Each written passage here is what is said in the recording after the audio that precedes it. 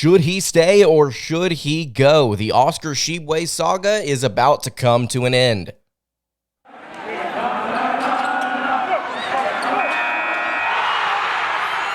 You are Locked On Kentucky, your daily podcast on the Kentucky Wildcats, part of the Locked On Podcast Network, your team every day. All right, what's going on, Big Blue Nation? Welcome on in to Locked On Kentucky, your daily Kentucky Wildcats podcast. I'm your host, Lance Dawe, writer for Sports Illustrated for various SEC-related things. But on this podcast, we take a dive into all things Kentucky athletics. I'm just going to point this out right here at the start of the episode. If it looks like I've been bawling my eyes out on YouTube for the past 2 hours, that is simply not the case. It is a slight mix of allergies and the fact that my contacts are trying to kill me today. So if it looks like I have been just going through it, and it's not the case, I'm quite fine and quite excited to talk to you guys today about what's going to happen with Kentucky's NBA draft prospects. They've got 3 of them that we're going to discuss today. Should they stay or should they go? We're going to get to my thoughts on that, give final opinions before the news, I assume, is announced tomorrow for all 3 of these guys. We're also going to talk a little bit about Kentucky football. One of you guys asked a question about them recently that I answered, and I kind of want to go back and give some more thoughts on. So thank you so much for making Locked On Kentucky your first listen every single day. I want to remind everybody out there that we are free and available on all platforms. Really appreciate you watching or listening wherever you may be. So let's go ahead and get into it. Will they stay or will they go? We've got 3 players here: Antonio Reeves, Chris Livingston, Oscar Tshiebwe. Will they stay with the Wildcats or will they stay in the NBA draft? Let's start here with the top with the player that I have been consistently saying throughout this entire process I think is coming back: Antonio Reeves. Reeves was the shooting guard for Kentucky last season, primarily coming off the bench, eventually having to rotate into that starting lineup at the point guard spot as injuries piled up as the year went on. Very solid three-point shooter, 14 points per game, really came into his own as conference play really started to continue to move along. I want to see Reeves back on this team, and that's partially been the reason why I've continued to harp on him, or my projection for him coming back. Part of it has been I think Kentucky would be best served to recruit him to come back, essentially, is what we're dealing with here at this point. Reeves would be a very valuable asset to this year's team for the reasons that we've expressed multiple times on the show. Experienced player, good three-point shooter, backcourt depth in case somebody goes down. I mean, there's a lot of different reasons why Reeves would be a great re-addition to this next year's Kentucky basketball squad, and he is right now the player I feel most confident in returning. Now, I know that there have been some rumors that have come out recently about, Antonio Reeves could potentially be looking at other schools through back channels. He could be maybe looking at bouncing to another school through the transfer portal. There's still an opportunity that happens, but right now I'm going to stick with my prediction of Antonio Reeves coming back to play for the Wildcats. And like I've said on the show again, if this is something that I'm just wrong on, I'm just going to eat crow on it, and we're just going to have to move on and find somebody through the transfer portal. And that's a note, actually, that I'll pause. I'll get to that later on in the show. But second player here, Chris Livingston. Will he stay or will he go? I think Chris Livingston, much like everybody else out there, I think he's going to go. I think he's going to be either declaring and staying for the NBA draft or entering the transfer portal. I think the former is quite more likely. Actually, that's I would say that there's a 90+% chance that happens. It's just my prediction here. Livingston, solid at times during his first year with Kentucky. Obviously a very athletic player, and I think that's what he's going to be riding on heading into this year's draft. Also, I believe shot well during his combine, and I think that he has seen enough from different workouts to believe that he is going to be picked up. And then the final guy here, and this is the guy I want to stick with for a hot minute, Oscar Tshiebwe. Something I want to note at the top, according to Tristan Ferris, friend of the program, 3 Wildcats, all 3 of these guys have workouts today. Tshiebwe with the Atlanta Hawks, Antonio Reeves with the Dallas Mavericks, and then Chris Livingston with the Charlotte Hornets. Livingston really does feel like a Charlotte Hornets player. I don't know why. It just feels like a good fit for him. But Tshiebwe has been the driving force of a lot of the conversation that we've had over the last month, maybe more, here on Locked On Kentucky. And while we haven't directly mentioned him at times when it comes to discussions of what's going on in the transfer portal, he has been consistently linked to, well, if this is going to happen or if this doesn't happen, Tshiebwe will have been involved because of whatever action he's going to have taken, staying in the NBA draft or coming back to UK. The Wildcats needed Tshiebwe to declare this weeks ago. And I understand the situation. I understand Tshiebwe walking through the draft process. I support it. I made a whole episode explaining why I think this year Oscar Tshiebwe benefits from staying in the NBA draft as opposed to coming back to Kentucky for another year. I still believe that. But for the Wildcats, especially at this point in the game, they need him to come back. I would say that they strongly want him to come back, especially looking at how they've handled the transfer portal, which is the point I made a minute ago that I want to dive into now. If Oscar Tshiebwe does not end up declaring that he is returning to UK for a final season tomorrow, I don't think he's going to do it today. If it does, this episode's going to be somewhat irrelevant. I don't think he's going to do that until tomorrow. If he announces, hey, I'm staying in the NBA draft, we are going to have a lot of serious discussion, and we're going to try and leave some of the emotion out of it, about how Kentucky basketball has handled themselves in the transfer portal up until this point. You may know of a player that could replace Oscar Tshiebwe, and that's a former 5-star or somebody that can average 12 a game, that can be offensively efficient at the rim while simultaneously being a better rim protector and more communicative and more, consistent on defense. You may know of that person in the transfer portal, but as far as I understand, the possible prospects that could have gotten you that consistency and gotten that efficiency, I'm not saying comparable to Oscar Tshiebwe, or I'm not saying exactly Oscar Tshiebwe. I'm saying like somewhat similar / comparable to Tshiebwe. Those players are gone. Those players have committed to other schools, some of them within the conference that Kentucky resides in. Right now, the Wildcats have done themselves no favors if Oscar Tshiebwe comes back. And what have we continued to talk about? I think we talked about it on this most recent episode, about how Kentucky needs to have a fallback plan. They need to have something to fall back onto in case Oscar Tshiebwe doesn't go through. And right now they don't. They had Hunter Dickinson. They looked at Jamarian Sharp. They looked at all these other transfer portal players. Grant Nelson would be great. He'd be a lot of fun. Kentucky hasn't landed any of them, and they've contacted / offered some of them, and a few players, particularly I believe it was Zuby Ejiofor from Kansas. He ended up saying, I'm not coming to Kentucky if Tshiebwe comes back. And at this point in the game, I might be mistaken. I think Ejiofor's already committed somewhere. So there you go. You lost out on another former 4-star prospect that you could have had in your front court in case your star player didn't return. Kentucky has shot themselves in the foot here, and this is probably the second offseason in a row that they've done this, where they've kind of twiddled with their thumbs and not done a whole lot. They got Reeves last year, and I understand that he was a very valuable addition, and now that we're saying he needs to come back. But on the whole, John Calipari and this coaching staff have not really handled the transfer portal very well, or at least they've not made the final moves that they need to make. And it's not just to satisfy fans. It's not just to keep people content. It's to go out and win basketball games this upcoming season. You have 7 scholarship players on your roster. If neither Reeves or Tshiebwe return, you are in a world of hurt. You are in a world of hurt.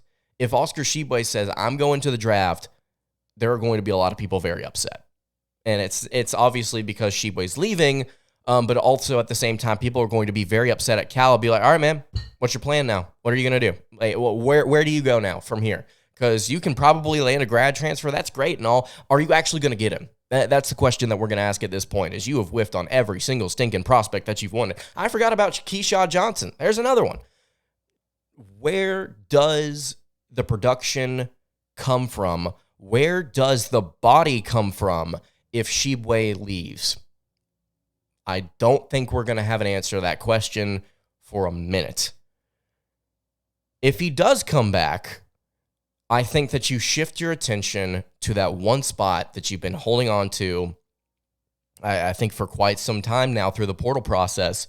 Get a backup power forward. You need a backup power forward. Get a backup PF.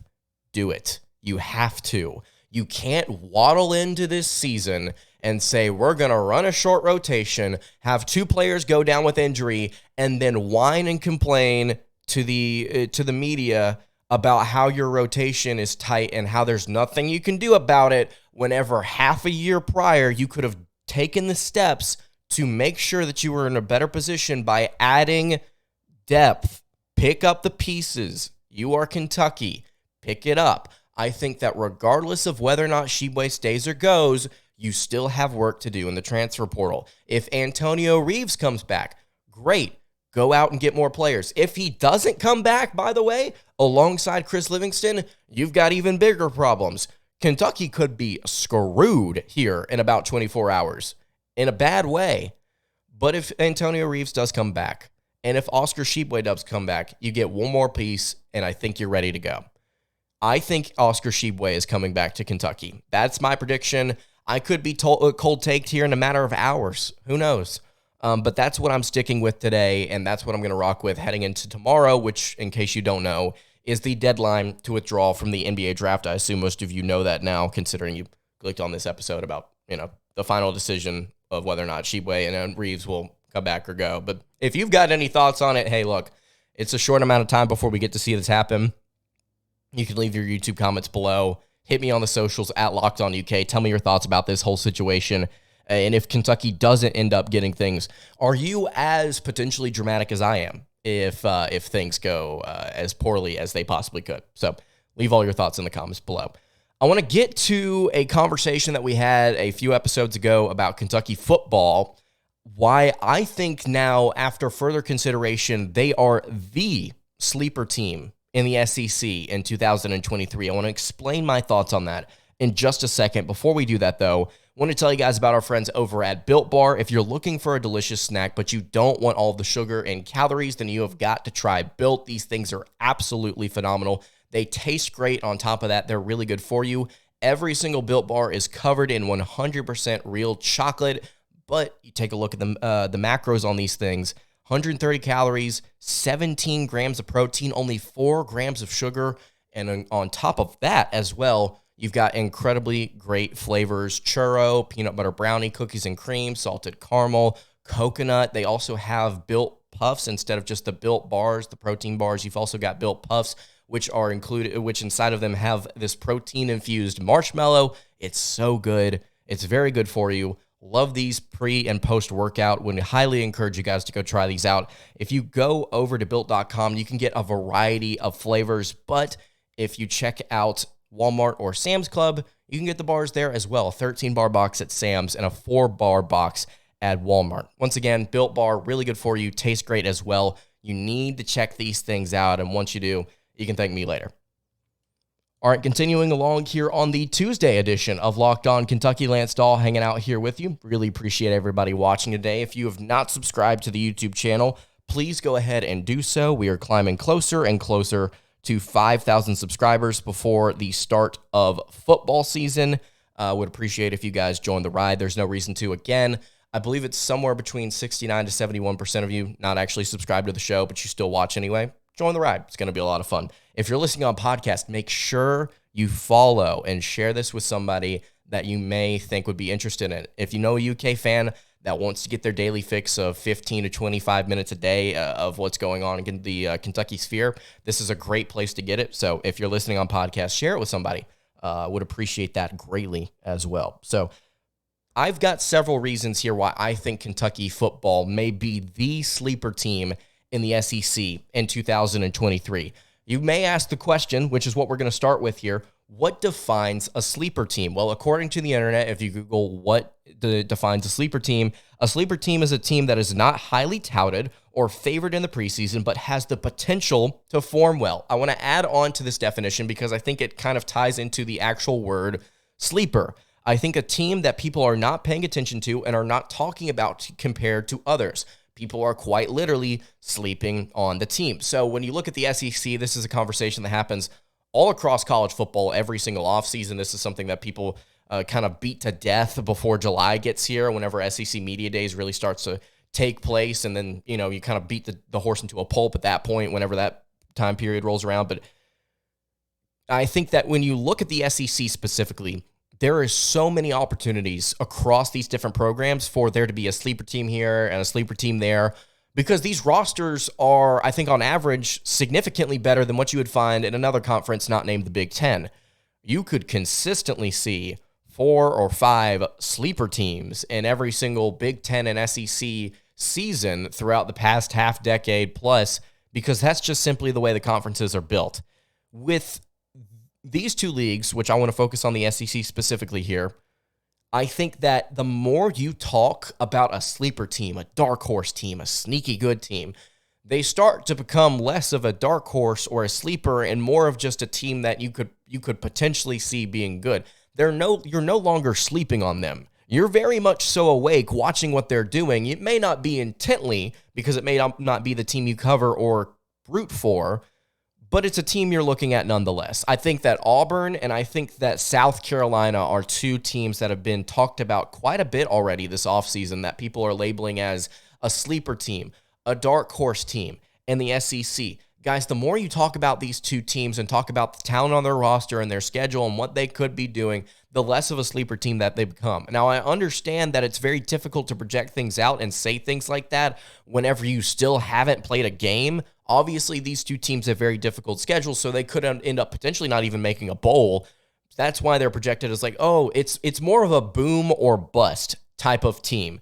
When you're talking about sleeper teams, you're talking about teams that aren't really being discussed, that are kind of in the shadows, that are kind of waiting, that the national media hasn't picked up on.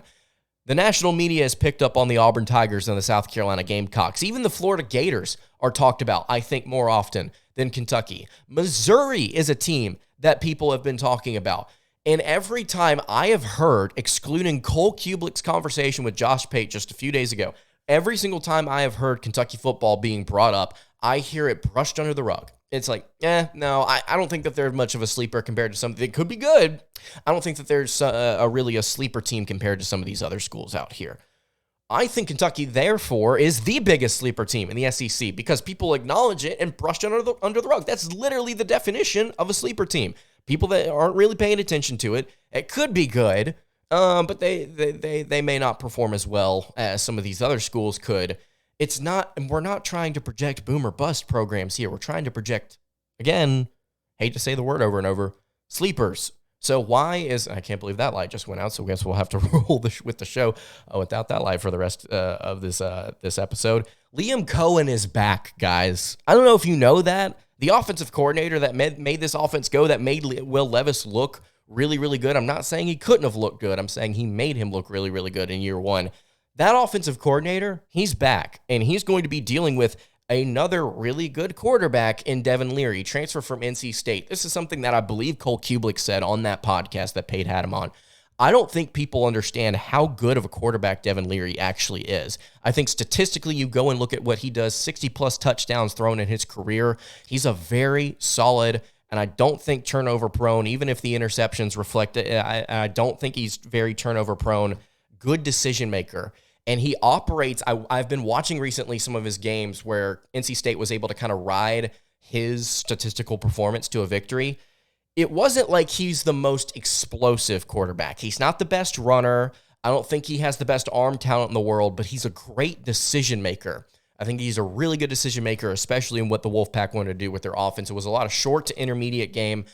Guess what Liam Cohen's going to want to do? He's going to want to run that. I think they're going to try and find ways to get this receiver room open, but I don't know if they're going to be taking a bunch of shots downfield on the sidelines. Maybe they do some stuff over the middle. I don't know, but I think it's going to be more short to intermediate outside, maybe working in a little bit. On top of that, let's talk about the pass catchers here for a second for this offense, which I think could be the reason Kentucky makes a push for the SEC East title this season. And I'm not saying they're going to. I'm saying that it's a possibility. The tight end position and the wide receiver room are very, very good. Berrien Brown, Dane Key, need I say more? Those are your two receivers at the top of this list they could be the two guys that carry it the entire season. You've also got really good tight ends as well. You're looking at Isaiah Cummings, Jordan Dingle, Josh Caddis. You look at freshman Kamari Anderson. You've got several players in that safety valve spot that could become serious pass catchers for Kentucky as the season goes on this season, especially if Liam Cohen and Devin Leary want to try and make that a staple of what UK wants to do this year. They could absolutely do it. The final thing I want to say about the offense here is the running back room.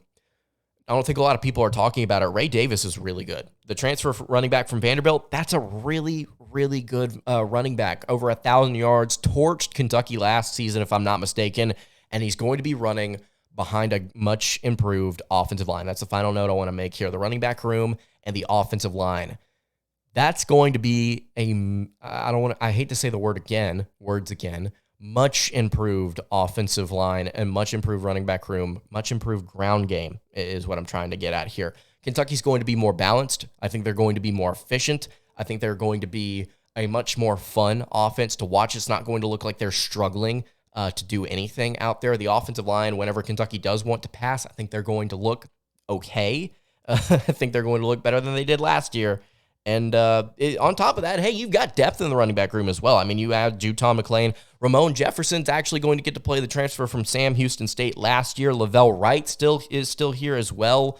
You've got players in that backfield. You've got a lot of skill positions that you need to be excited about heading into this season. We talked about the defense. Couple of things here. We didn't really harp on it as much as I want to here. Pause for water. But I think Kentucky's defensive line is going to be good. And I know that they've lost a couple of pieces up front there, but something that we failed to mention whenever we first talked about this is Deion Walker and Keyshawn Silver are two very talented players. Silver, obviously, former 5-star, transferred in from North Carolina, didn't really get a lot of opportunities at UNC. And I know Kentucky has made their whole identity off of what they do in the trenches. It's not just the offensive line, it's the D-line as well. Walker and Silver could be really good together this upcoming season. You've also got a solid rotation of linebackers that are coming back. The secondary is probably my biggest concern.